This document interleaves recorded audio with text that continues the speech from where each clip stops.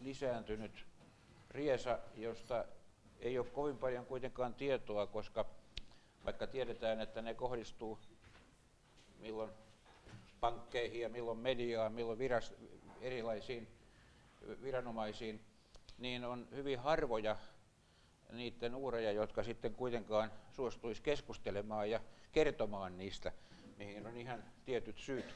Ja sen takia mä olen iloinen, että Mikael Storsjö tulee kertomaan meille ihan käytännön kokemuksia Kavkas Centerin toiminnasta tässä suhteessa. Kiitos. Joo, kiitos. Siellä jaetaan tämmöinen pieni kirjanen teille, joka kertoo näistä taustoista tässä Kavkas Centerissä. Tarkoituksena on se, että tämä on tämmöinen julkistamaton kirjoitus, mutta se on jo siinä vaiheessa, että sen kehtaa laittaa jakeluun. Että en tule tätä niin kovinkaan paljon selostamaan, mutta ne, jotka ovat kiinnostuneita niin kuin syventymään tähän aiheeseen enemmänkin, niin tuossa viimeisellä sivulla on tämmöinen linkki, jossa se päivitetty versio tästä tulee, että silloin pääsee helposti niin kuin seuraamaan näitä linkkejä, jotka on tuossa kirjoituksessa. Tämä on niin kuin tavallaan tämmöinen historia tästä Kavkas Centeristä, tämä Lehtinen. Tämän esitelmän aiheenahan on nämä palvelun estohyökkäykset, mitä meillä on ollut tuossa Kavkas Centerissä. Mä tulen ihan lyhyesti ensin kertomaan vähän, että mikä tämä Kavkas Center oikeastaan on, joka antaa niin kuin taustan sille, että miksi olemme joutuneet tällaisten hyökkäysten kohteeksi. Et siinä on niin kuin tavallaan tässä Kavkas Centerissä semmoinen mukava asia, että se on ehkäpä ihan kouluesimerkki siitä, että mitä kaikkea voi tapahtua. Eli siinä ihan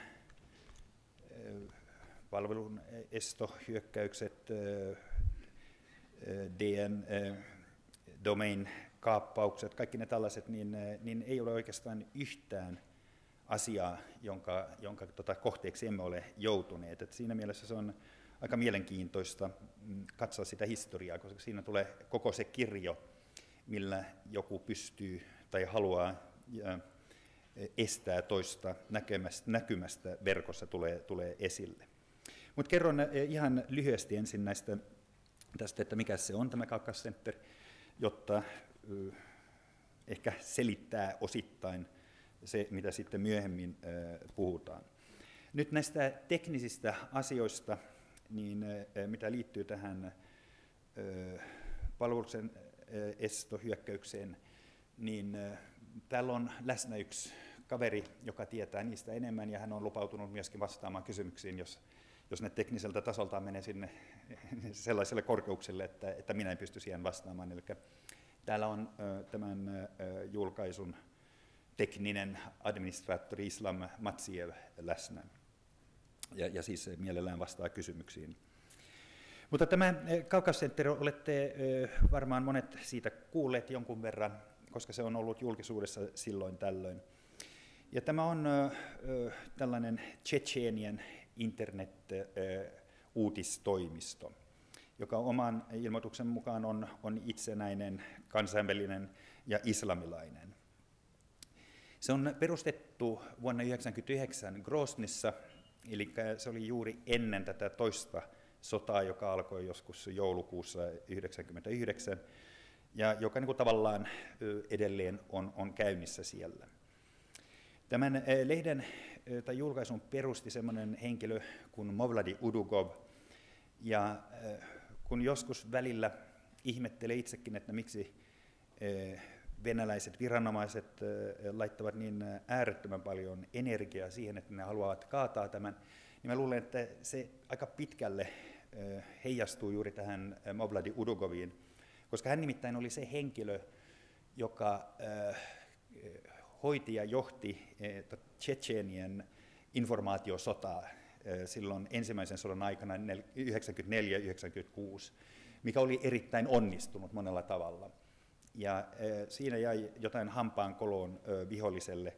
Nehän eivät sitten toisen sodan aikana niin kuin toistaneet entisiä virheitä, vaan ne otti opikseen siitä, mitä oli tapahtunut, mutta se, joka niin kuin, tavallaan voitti sen informaatiosodan silloin, niin on ollut erittäin paha henki heille, ja se on osittain niin kuin tällaiset asiat, koska oman käsitykseni mukaan tämä sivusto, se kyllä antaa tietoja siitä, mitä Pohjois-Kaukasiassa tapahtuu aika paljonkin, mutta ei se ole niin merkittävä, kun voisi saada käsityksen, kun kaiken maailman ulkoministerit ottavat siihen kantaa ja YK:ssa siitä puhutaan ja Ruotsissa etenkin suurlähettiläskin tekee melkeinpä puolipäivätoimista duunia, että saisi sen pois internetistä ja näin. Että se ei ole niin kuin ihan suhteessa siihen sen tärkeyteen, mutta sehän tietenkin tuntuu kivalta, että ikään kuin tekee jotain hyvin merkittävää. Ja siis se tausta, miksi itse olen siinä mukana, on se, että silloin yhdessä vaiheessa tuossa historiikissa tulee niin esille nämä asiat, niin tämä julkaisu kiellettiin Liettuassa. Ja minä olin sitten itse, olin tämmöinen ISP, eli Internet Service Provider täällä Suomessa, ja hetken mielijohteesta laitoin vain viestin, että tulkaa Suomeen, jos on ahdasta muualla, ja en pystynyt kuvittelemaankaan, että millainen projekti tuosta tulisi. Nyt ollaan oltu kohta 10 vuotta Suomessa ja niin kuin paljon on tapahtunut kaikenlaista, että tietyllä lailla niin kuin omalta kannalta niin ei sitä niin kuin voinut kuvitella mitään tällaista silloin aikoinaan, mutta sitten toisaalta se on ollut sen verran haastavaa ja mielenkiintoista, että siinä on niin kuin oma viehätyksensä myöskin, kun aina joutuu miettimään, että mitä seuraavaksi tapahtuu. Mutta se, mikä niin kuin lähtökohtaisesti, tämä on islamilainen tällainen julkaisu, ja monet teistä ehkä ovat sitä lukeneet, luultavasti sitten näitä englanninkielisiä sivustoja, niitä on 4 eri kielellä siellä. Ja siitähän voi olla monta eri mieltä, että mikä se journalistinen taso siinä lehdessä on, ja niin kuin minä olen sen esittänyt, on se, että siinä on niin kuin pari tekijää, jotka heijastuvat sen olemukseen. Se toinen on se, että ne pääasialliset tekijät, jotka sitä tekevät, niin ovat journalisteja, journalistinen koulutus ja työnteko vanhassa Neuvostoliitossa, ja tavallaan vieneet myöskin mukaansa sitä, mitä siihen aikaan oppi. Eli siltä osin Kaakkois-Centerissä näkee sen saman, mitä hyvin paljon näkee venäläisessä lehdistössä muilta osin. Jarmo Koponen voi tuosta kertoa teille enemmän, että hän kai koko päivätoimisesti seuraa, että mitä siellä tapahtuu. Sitten se toinen asia tietenkin tämän julkaisun osalta on se, että siellä on sotatila ja sodan aikana journalistiikka ehkä ei ole yhtä hyvä kuin rauhan aikana. Että sehän on kyllä nähty Suomessakin, että miten journalismi toimi sodan aikana ja mitä sitten myöhemmin. Mutta se, että tämä julkaisu tällä hetkellä siis se ilmestyy Ruotsissa, ja siinä on tämmöinen, jossa on yhdistys Pro Kaukasus, jossa itse asiassa itse olen puheenjohtajana tällä hetkellä. Ja tässä on tämmöinen tietty tausta sillä asialla, ja se on se, että Ruotsissa tämä sananvapaus on ehkä hiukkasen paremmin suojattu kuin Suomessa. Siis lain sisältö ja sen tulkinta, niin siinä ei juuri eroja ole, ja jos on eroja, niin ne on puolien toisin pieniä eroja niin kuin toiseen maahan. Mutta se, mikä Ruotsissa on parempaa, on se, että jos sä saavutat tämmöisen, niillä on Ruotsissa tämmöinen sananvapausperustuslaki, ja se on niin kuin nostettu perustuslain luokkaan, tämä sananvapaus. Ja yksi tämmöinen tärkeä asia on se, että jos sä saat sen suojan tämän lain mukaan kokonaan, niin silloin ainoastaan oikeuskansleri voi puuttua julkaisuun.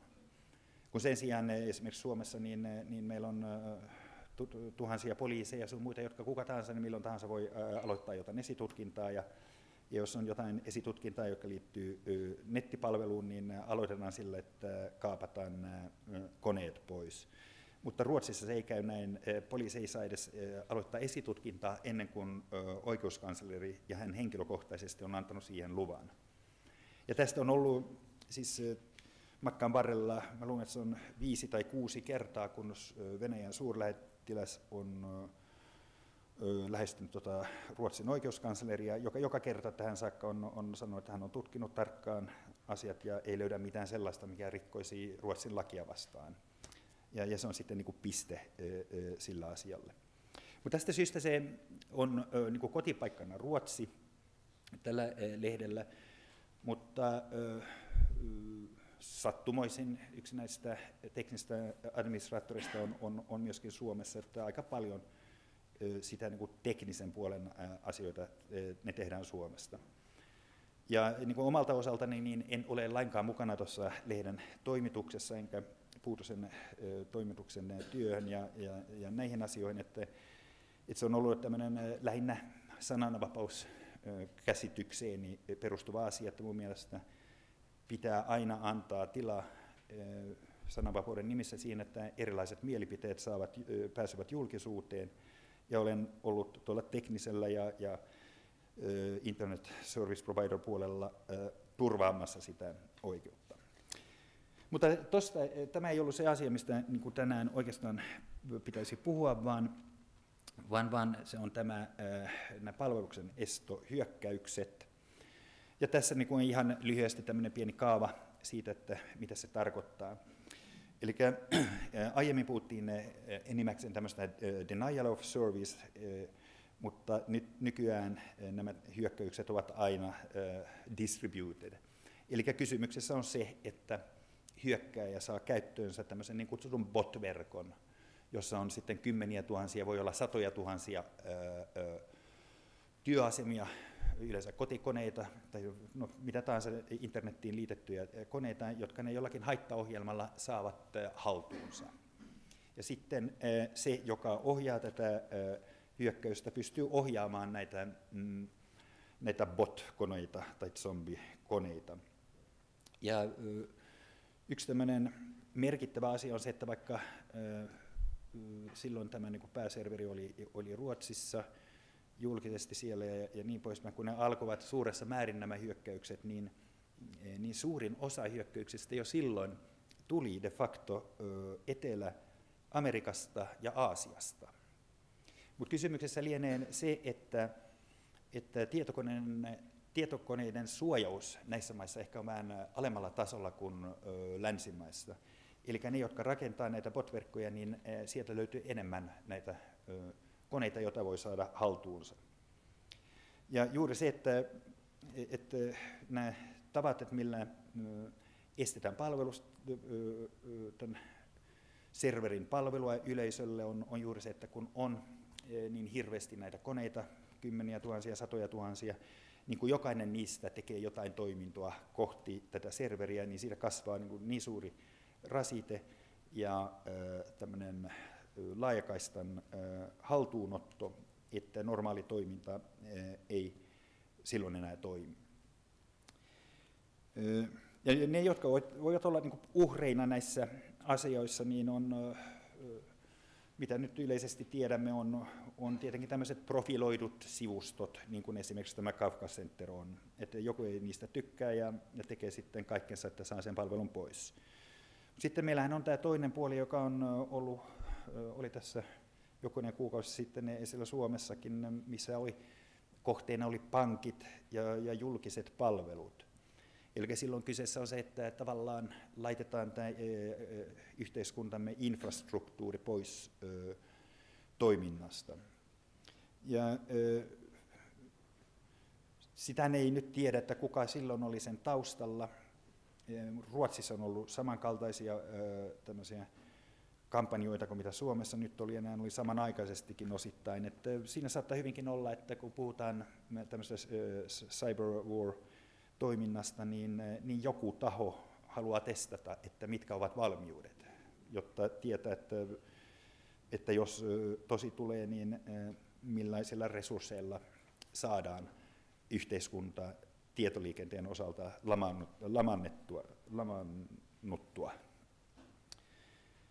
Ja, eli nämä syyt, että näitä tämmöisiä tehdään, niin voivat olla poliittisia, Mutta sitten on kyllä suuri, mitä nyt sanotaan, voitaisiin käyttää joku tämmöinen sana kuin kokeilu tai julkisuuden haku tällaista, että löytyy paljon näitä nuoria hakkereita, jotka syystä tai toisesta haluavat näyttää, että mihin he kykenevät.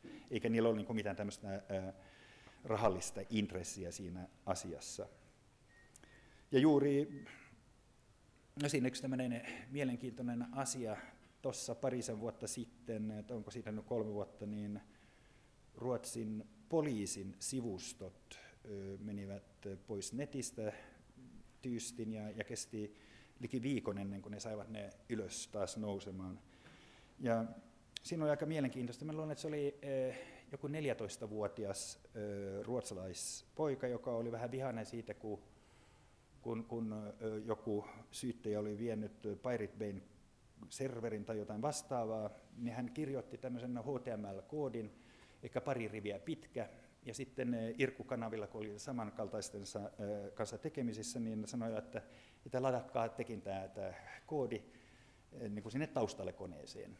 Ja se ainut, mitä se ohjelma teki, siis ihan tavallinen HTML-koodi, jota kuka tahansa voi tehdä, niin hän kävi katsomassa poliisin sivuilla, että mikä on se isoin kuva, mikä siellä on. Ja sitten mitä tämä ohjelma teki, oli se, että se kävi lataamassa sitä, oliko se nyt sitten 10 tai 30 kertaa sekunnissa. Ja kun niitä sitten oli useita satoja, jotka sen teki, niin poliisin sivuilla ei ollut niin sitä valmiutta suojautua tällaista vastaan. Ja sitten siksi se kaatui, ja sitten meni monta päivää, kun ne ihmetteli, että miksi se kaatui. Mutta se syyllinen saatiin kyllä siinä kiinni silloin. Niin vielä yksi asia, niin kun tässä kun puhutaan näistä palvelusestohyökkäyksistä, niin ja tämä tietty tapa, millä me olemme sen saaneet ratkaistua, niin pitää ottaa huomioon, että siinähän on sitten olemassa niin kuin hyvin suuria eroja eri palveluiden välissä. Meillä on julkaisu, mitä halutaan tietenkin saada päivitettynä ulos ihan jatkuvasti, ja silloin voidaan niin kuin tarttua tällaiseen systeemiin, mikä meillä tuossa on. Jos sitten taas puhutaan pankeista, niin hehän eivät voi, jos on niin kuin vähän hajannutettu malli se, että millaisen sä suojaudut, niin pankkihan ei voi esimerkiksi ulkoistaa tätä asiakkaan tunnistamista, nämä tällaiset asiat. Että nehän ovat hyvin syvällä niin kuin siinä, mitä on niin kuin suojattavaa dataa heillä, ja siksi heille ei tällainen järjestelmä niin kuin millään sovi. Mutta monelle se saattaa sopia. Ja se, mitä minä haluan kertoa, vaan on vähän, että mitä siinä voi tapahtua ja miten voidaan pienelläkin rahallisella panostuksella suojautua, ainakin kohtuullisen hyvin, kohtuullisesti. Eli tässä olen nyt luettelomuodossa on vähän näitä eri asioita, mitä tässä vuosien varrella on Kakacentriin tullut. Yksi asia on tämmöinen domain stealing, eli se varastettiin tämä domain. Se ei ollut laisinkaan kaukascenter.com alun alkaen, vaan se oli kaukas.org. Mutta yhtäkkiä joku toinen oli sen rekisteröinyt omiin nimiinsä. Ja se meni sitten niin vaikeaksi sen takaisin saati siinä, että ne, jotka olivat tämän sivuston takana, niin katsoivat, että se oli helpompi, että hankitaan uusi domaini. Ja se on edelleenkin, tämä kaukas.org on jonkun henkilön nimissä, jos käy netissä sen tsekkaamassa, mutta se on kyllä olematon henkilö. Ja sitten tämän domain stealingin ohella, niin meillä on todellakin ollut myöskin tätä computer stealing, eli silloin on supo käynyt ottamassa koneet ja toi kammaråklagaren siellä Ruotsissa muutamat kerrat. Ne on niin kuin korjaantuneet kyllä noin asiat sitten aika nopeasti. Se, että se joutui siellä Ruotsissa toisen kerran haltuun otetuksi, oli kiinni siitä, että se oli samassa hallissa kuin nämä Pirate Bayn koneet. Ja poliisi oli niin kuin sinällänsä mennyt vain parilla henkilöautolla sinne, kun niiden piti napata nämä koneet sieltä, Pirate Bayn koneet. Oli sitten ihmeessä, että niiden piti tilata pari kuorma-autoa, jotta ne sai ne koneet vietyä, ja sitten ne otti niin kuin varmuuden vuoksi kaikki koneet, jotka oli vieressä myöskin. Ja siinä meidän kone oli niin kuin sen verran paljon vieressä, että sekin meni tämän kammaråklagaren huoneeseen. Sitten meillä on ollut näitä DDoS-hyökkäyksiä, ja niitähän löytyy sitten niin katsantosämiä niin kuin monenlaista. Sitten tämmöistä IP-blocking, eli että blokataan IP-numeroita. Tämä on, sitä tapahtuu kohti tätä sivustoa Venäjällä, ja se on sitä samaa tekniikkaa kuin mitä esimerkiksi tämä niin kuin lapsipornojutussa on Suomessa. Eli että on estolistoja, ja silloin niihin ei pääse. Ja sehän koskee niin kuin Pirate Baytäkin nykyään.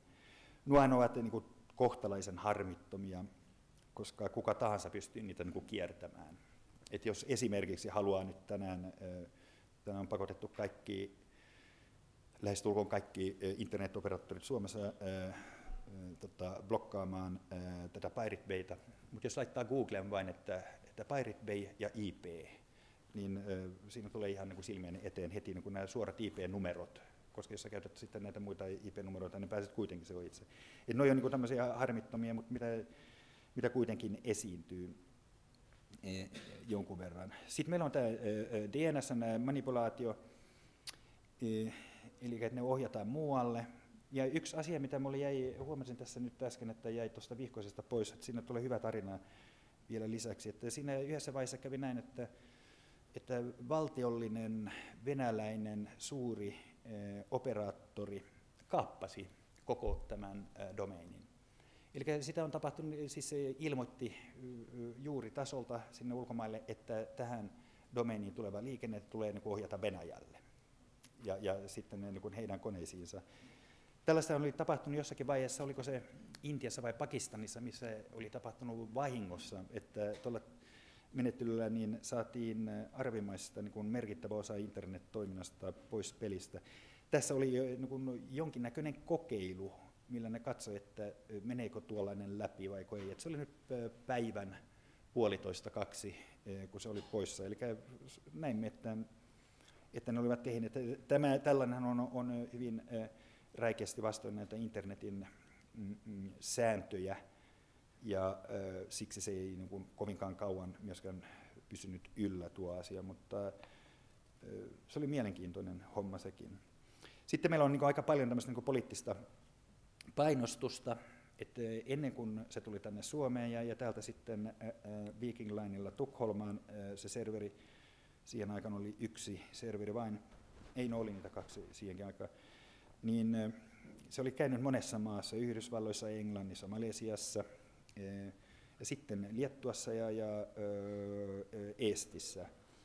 Ja siinä tuli sitten tämmöistä poliittista painostusta, että sekä Eestissä että Liettuassa ilmoittivat venäläiset, että jos ei oteta pois tätä palvelua, niin se tulee huonontamaan valtioiden välisiä suhteita. Tuossa vihkossa on niin näitä linkkejä siitä, että kuka näin on sanonut, ja siis ihan ylimmältä taholta tällaista ilmoitettiin. Vähän sitähän oli myöskin kohti Suomea silloin, mutta ei yhtä väkevästi kuitenkaan. Ja Ruotsissa se ei ole purrut niin kuin juuri laisinkaan, että kyllä siellä on Ruotsin suurlähettiläs muutaman kerran myöskin ollut kutsuttuna Venäjän ulkoasiainministeriöön, mutta hän on vain ilmoittanut, että kerronut, että millainen lainsäädäntö Ruotsissa on ja että Ruotsin valtio ei pysty asiaan niin kuin mitenkään puuttumaan, että jos se on sitä mieltä, että siinä on laitonta sisältöä, niin voivat mennä poliisille tekemään tutkintapyynnön tai voivat peräti itse käynnistää oikeudenkäynnin, koska se on vain oikeus, joka pystyy estämään jotain sivustoa. Ja sitten meillä on myöskin ollut se on vähän tämän teeman ulkopuolelta tämä asia, mutta nämä uhkailut kohti journalisteja ja julkaisijaa. Et siinä on pitkä lista asioita, mitä siellä on tapahtunut. Ruotsissa on henkilö, joka oli päätoimittajana.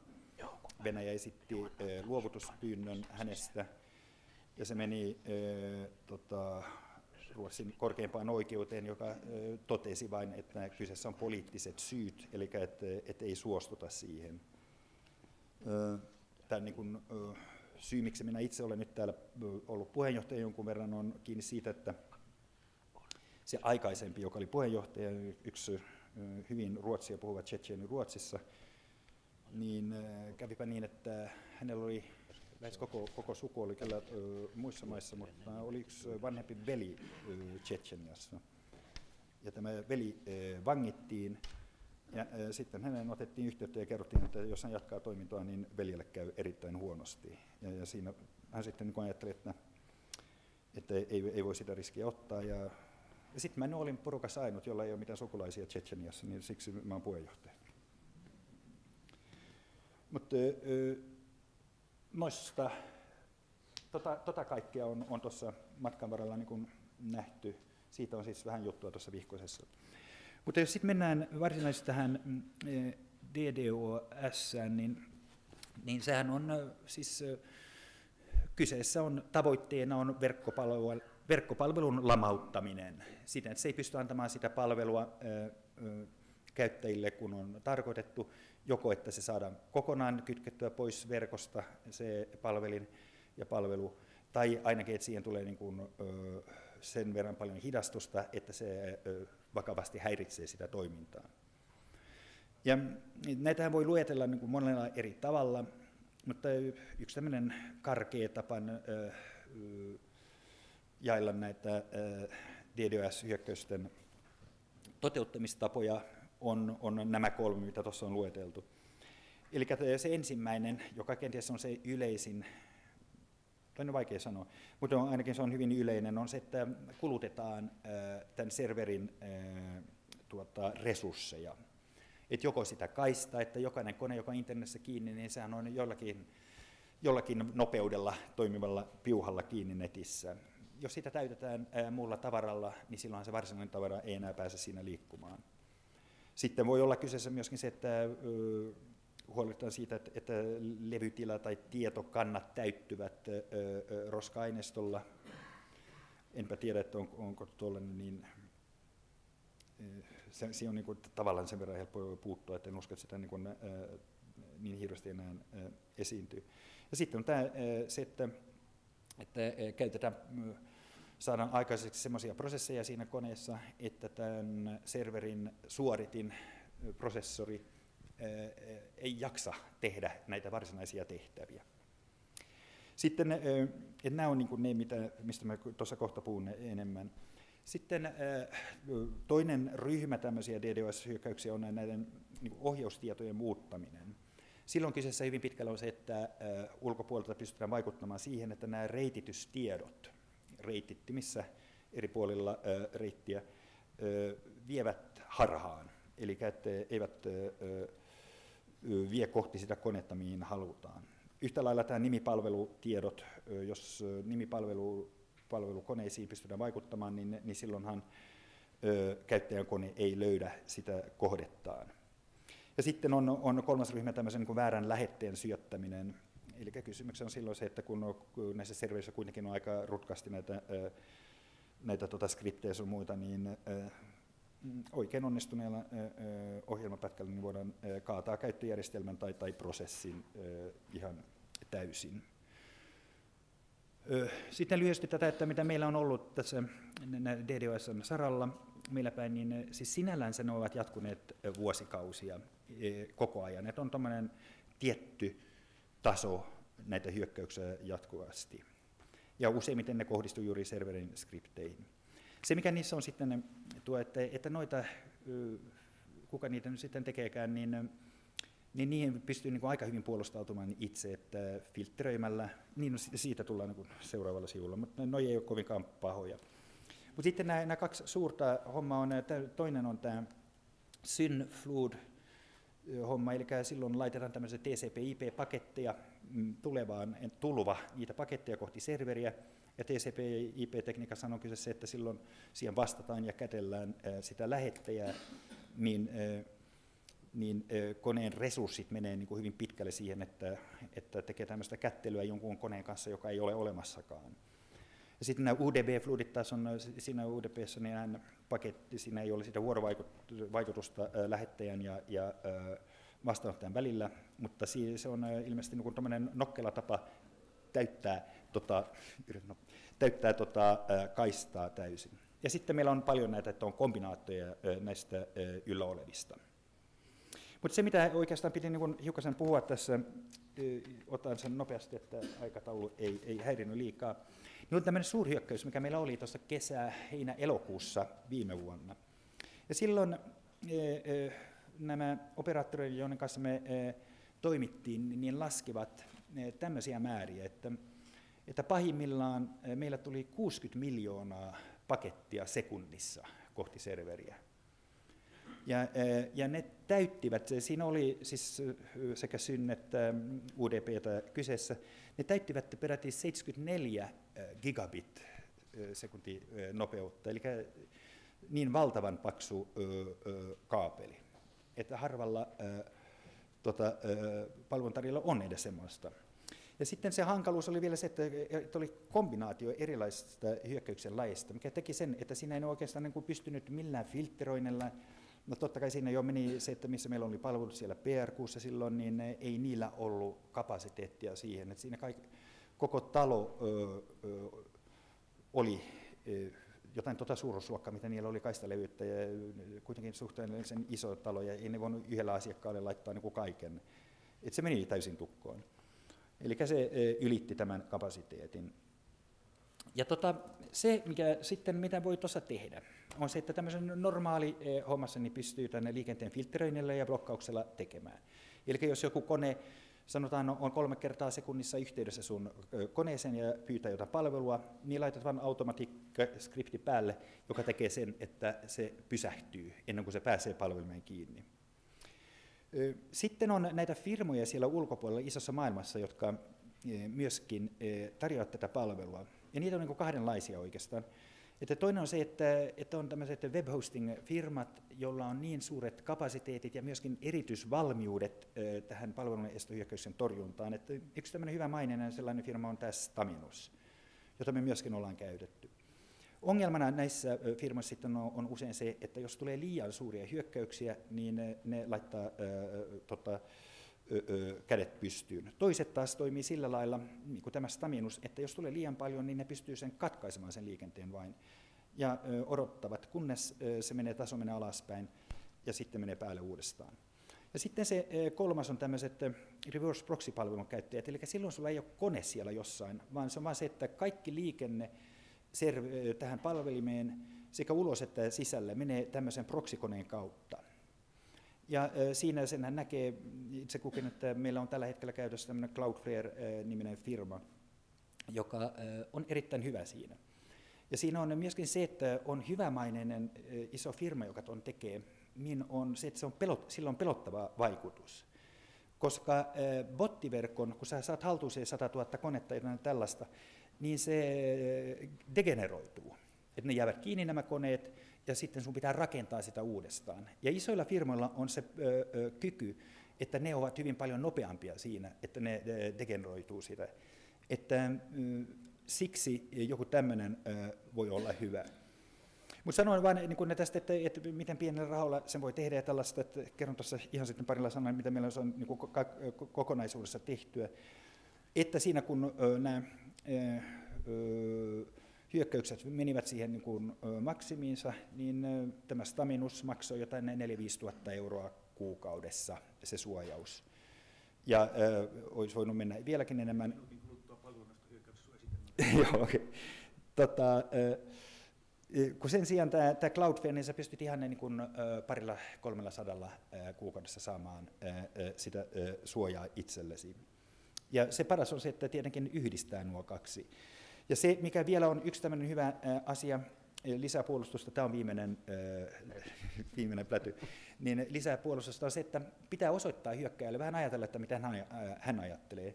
Ja se, että huolehtii siitä, että se aina on pystyssä kuitenkin se palvelu. Ja silloin tämä Tor-palvelujen käyttö on erittäin hyvä asia.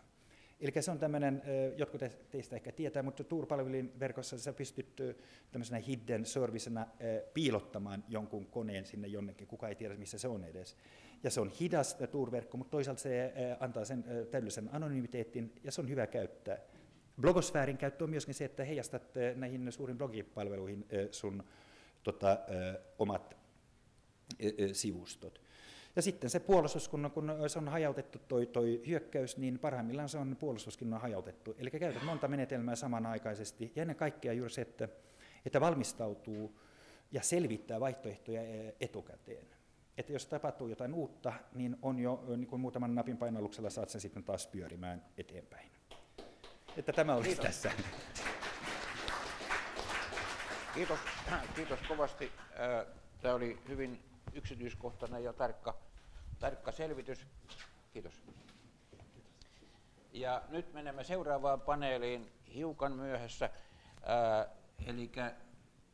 Eli mä pyydän tänne kansanedustaja Päivi Lipposen, Erka Koivusen, CERT-FIistä viestintävirastosta Petteri Järvisen ja Timo Soikkelin. Ja tätä paneelia moderoi sitten Tapani Tarvainen. Ja sillä välin, kun tämä paneeli tänne kokoontuu, niin mä